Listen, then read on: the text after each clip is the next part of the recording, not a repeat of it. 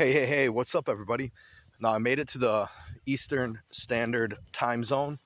In the process, I chipped my tooth, but other than having a chipped tooth, uh, everything is good.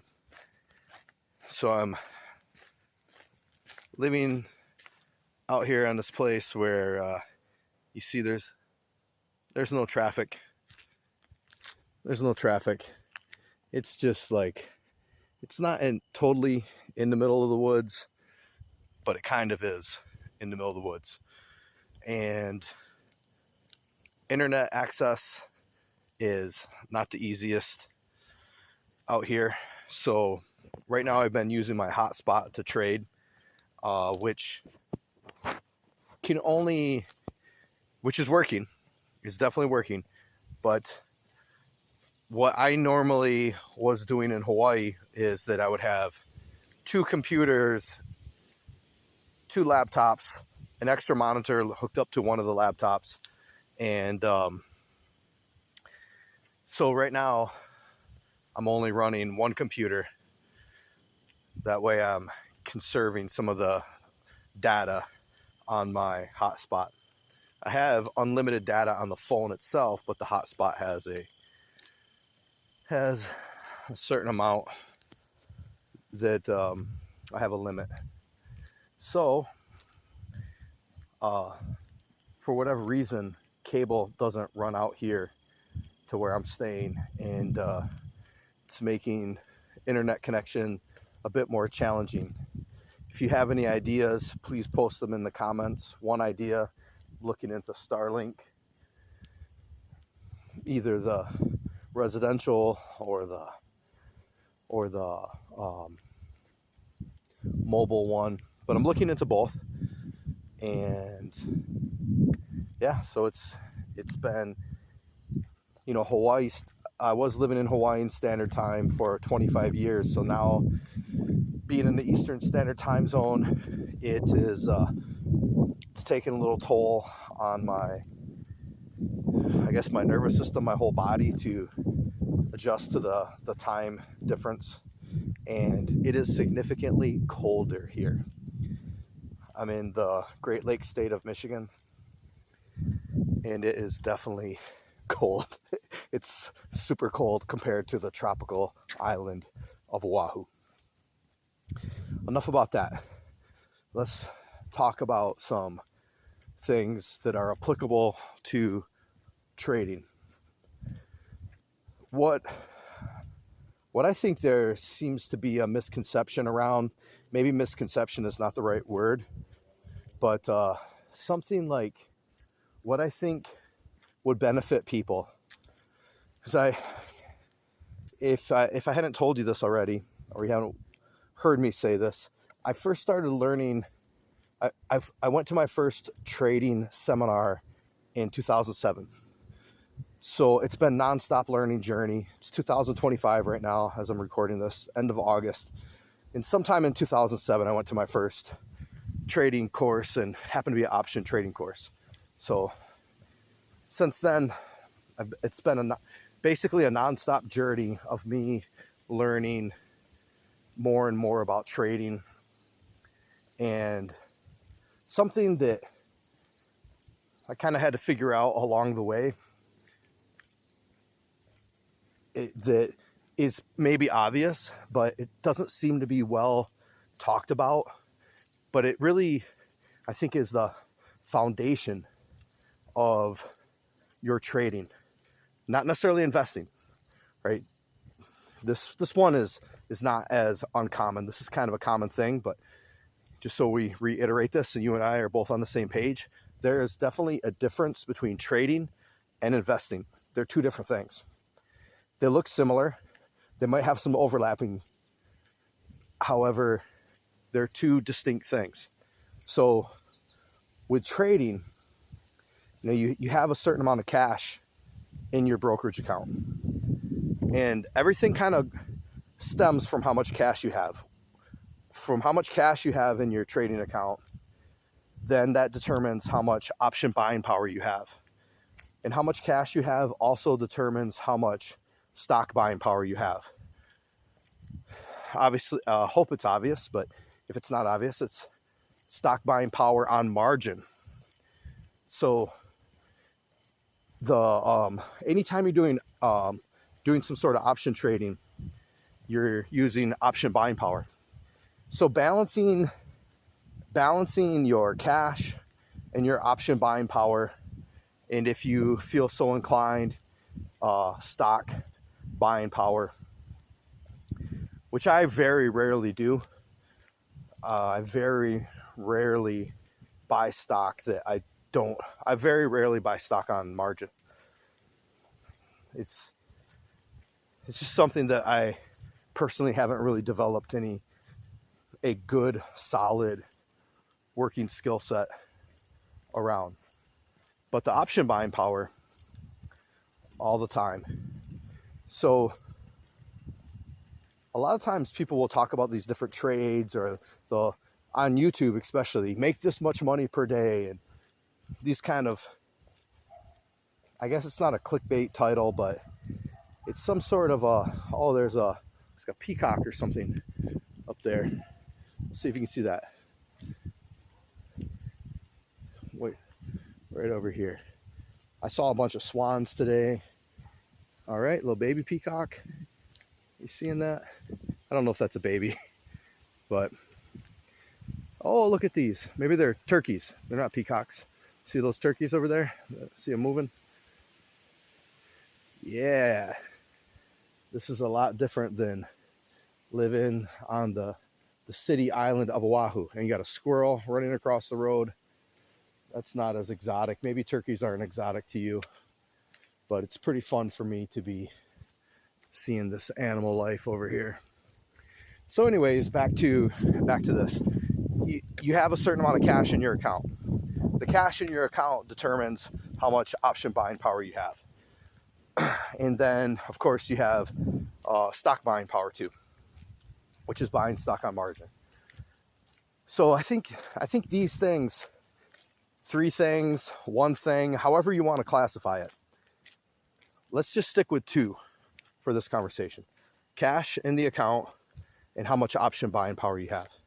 So these 2 things, I believe, are critically important to get a fundamental grip of in the beginning and learn how to use these in harmony together.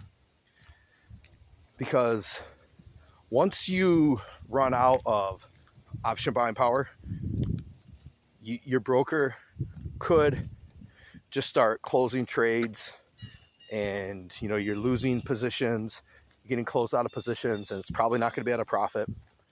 So balancing your option buying power.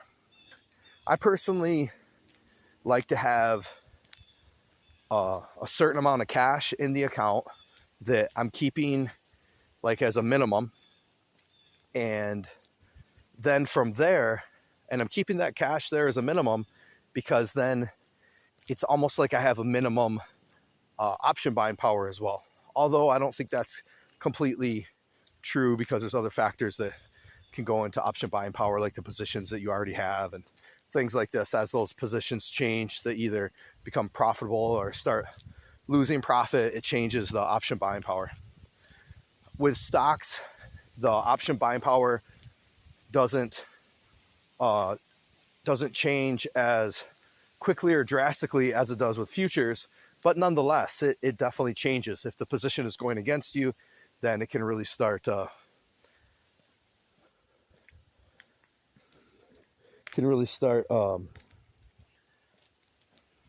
becoming a downfall.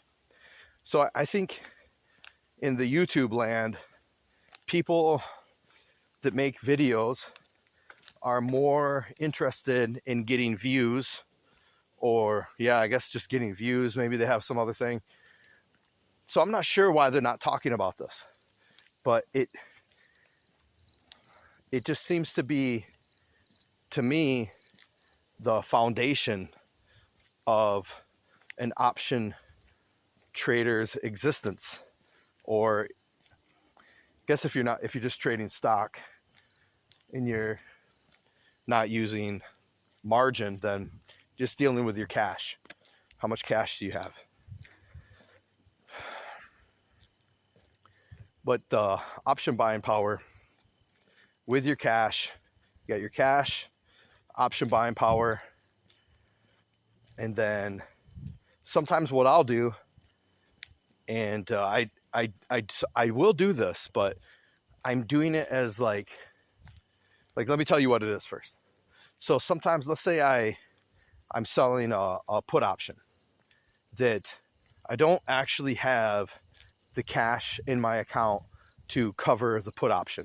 So technically, by definition, it's a naked put option. However, I do have stock buying power to actually purchase. So if I were to get assigned, I'm buying the stock on margin. And depending on the situation, it really depends on the situation. It's not like something I just do willy-nilly, without regard. I'll be kind of willy-nilly and have less regard when I'm selling cash secured put options or I'm selling covered calls. I might be a little more, you could say, reckless, but it's technically, it's not reckless, but I will, when it comes to, let's say, selling anything that's in the naked category, then I normally will be very anal, if you want to use the word anal, very attentive. I will not be willy-nilly. I will be the opposite of reckless.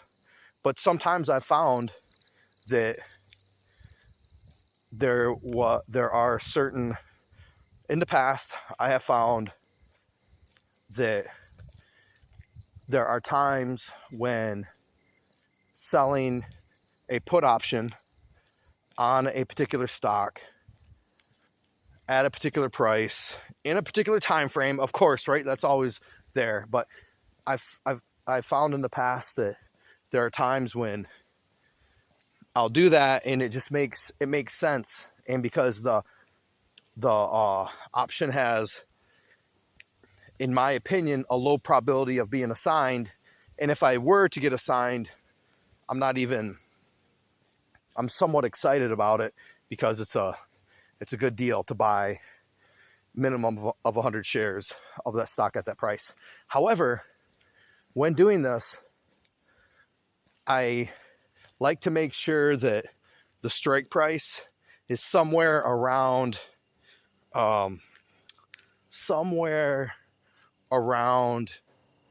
maybe like, there's a freaking mosquito buzzing around me there. The strike price is somewhere around some support.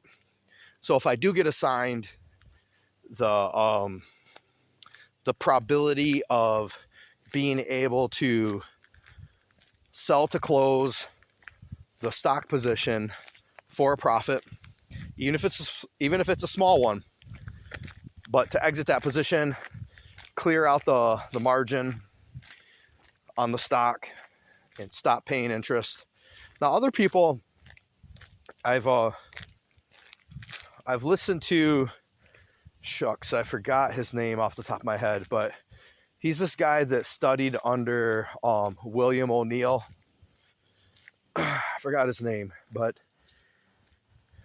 he's a protege of William O'Neill and does really well with that CanSlim system. And so he'll talk about certain times of when you have something going, stock position going really well, that you really ramp up the margin. However, one thing that I remember him saying is that he was never much into option selling. That only recently, or let's say option trading at all, only recently he really started using options to hedge and, do these different things with. I don't know how that's super relevant, but just to throw that out there, I don't really think that changes anything. But I just want to point out that there's multiple ways that you can use your stock buying power, use your option buying power, these different things. But if you whatever broker you're using, if they don't have a like a risk graph, risk profile, something that you can look at the position before you open it and analyze if the stock were to move up 10%, what sort of margin or buying power is required to maintain this position? What if the stock moved down 10%? What if it moved 15%? What if it moved 5%? You know, all these different factors. And then you can look at the stock chart and see what is it normally moving. Where's the support? Where's the resistance? Where's the stock at? Where's the stock price trading right now? And also look at the ATR, average true range. There's a variety of things you can look at to give you to give you different numbers to test in the risk profile. So that way, before you put a position on, you can say, you know, golly gee, it seems like this stock has a decent chance of moving, you know, down to this number. And if I'm selling put options and it moves down, which is, let's say, a very normal range for it to move, what will that do to my option buying power? What will that do to my like option maintenance requirement?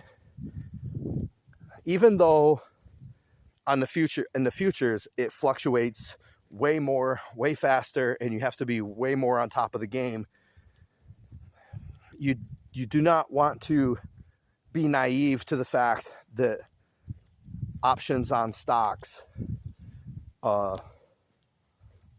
that will also fluctuate the buying power needed to maintain the position. It just doesn't fluctuate as much or as quickly, as drastically as futures contracts or options on futures contracts.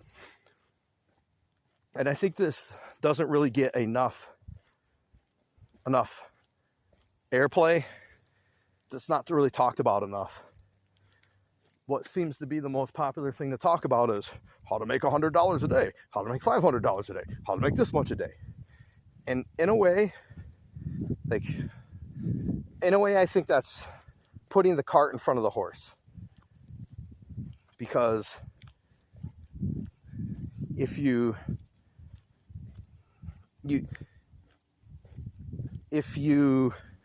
are chasing profits, but you're not factoring in risk management, then you might end up in a position that you don't really want to be in, which is basically means losing money. So I think I talked about that before. The whole importance of buying power. When I really started understanding buying power was from about two big situations. The first one was I took a course on selling options on crude oil futures. And as I have been mentioning in this video, that in futures contracts, your margin requirement fluctuates super quickly. And in a matter of one day, a couple minutes, a couple hours, you can have your position closed by your broker for running out of margin, even if in the big picture you are correct with the trade. But if you don't have enough margin to hold that position open while it's going through the ebbs and flows, then you're getting closed out. So that was the first thing that really started opening my eyes to that. The second thing that really opened my eyes to it is several years ago, I was selling cash secured put options on a non-marginable stock. So maybe I think what it was is the stock had like a 100% margin requirement, where a lot of stocks, like let's say Microsoft, if you were to look up what's the margin requirement for in Schwab, who owns Thinkorswim, what's the margin requirement for Microsoft, you're going to see it's 30%. Apple, 30%. Lots of stocks, 30%. BTCI, 30%. Seems like anything from the NEOS guys are about 30%. But if you look at like something like, I think SVOL maybe is at 50%. I think it was at 70% before. I can't think of anything that's 100% off the top of my head, but there's different things. So anyways, before I really paid attention to what is the margin requirement for the specific stock that I'm selling the put option on, I wasn't paying attention to that. And okay, so this is the first car I've seen drive down this road all day, except for when I left earlier. So I was in the car when I left. But other than that, it's like, this is not it's not a lot of people out here. And so then what happened is I get assigned. So I sell the cash secure put option. I get assigned. And then once I get assigned, because the stock is using is basically it's a non-marginable stock. It's requiring 100% of my buying power. If I remember right, that basically I was getting, maybe I had more than 100 shares as well. I can't quite remember. But what I do remember is it was like weeks of me running out of margin, not being able to meet the margin call, and my broker just selling shares at a loss to free up buying power. And it sucked. It really, really sucked. So that was even after I took that futures trading course. And it's kind of embarrassing that I got myself into that position, but it's not, I guess it's really not that embarrassing. It is kind of embarrassing, but I guess I just don't care about being embarrassed, because I'm obviously telling any random Yahoo that will potentially watch this video that I made a stupid mistake and lost a bunch of money. And it was eventually a lot of money. I don't know how much it was exactly. And with a trading account, percentages of how much money you're losing, I think is a better gauge, because you might have a $500,000 account. Maybe your mom and dad are the Clintons, and you guys are already rich anyway. So for you, it's no big deal. So, maybe you have a $500,000 account your first day of trading, and if you lose 50% of that, that's a lot. But if you have a $5,000 account and you lose 50% of that, it's still a lot. It's 50%. So it's less about how much money, and it's about the percentage. So I will tell you, I lost a lot of percentages in that learning lesson. But that it was one of the last things that really sealed the deal for me. What does it say? Okay. It really sunk this in my head that not only do I need to be aware of what is the margin requirement of the particular stock that I might be buying, but also the option buying power. So I feel like I have a pretty good way of dealing with it, where I just try to keep a lot of extra buying power, a lot.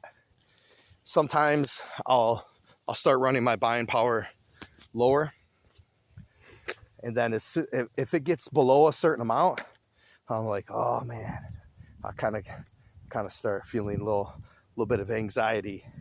It's like, oh, if something goes wrong, this is too low. And I don't mean like I only have $100 of option buying power. I would never get that low on purpose. I would never open up so many trades or whatever sizable positions that put me only at $100 of option buying power. But I think lately I like to make sure it's around like $30,000 of buying power, surplus buying power, which there's a lot of people that would say, oh, you don't need that much. You're losing money. You're losing money because, you could be making so much more money because you're not effectively using your buying power. And to some degree, they might be right. You might be right if you're saying that, or if someone else says it. There could be some truth into that. There's also some truth into when I have a surplus, when I keep a buffer of about $30,000 of option buying power. In the stock trading world, stock options, I have never experienced positions going against me that have caused any buying power issue. So let's say trades start going against me. A whole bunch of trades.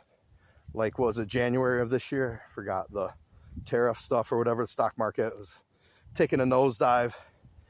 In situations like that, when there's a big sell-off in the stock market, I'm sleeping well at night because I have the surplus amount of buying power.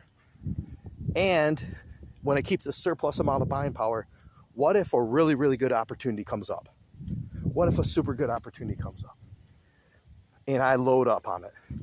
And I bring instead of keeping a minimum of $30,000 of option buying power, what if I bring it down to 15 or 10? But it's for a short amount of time. The risk is worth the reward, that type of stuff. So that's how I like to do it. And I'm walking into a lot of houses, and I don't want to be showing everybody's house. Aloha.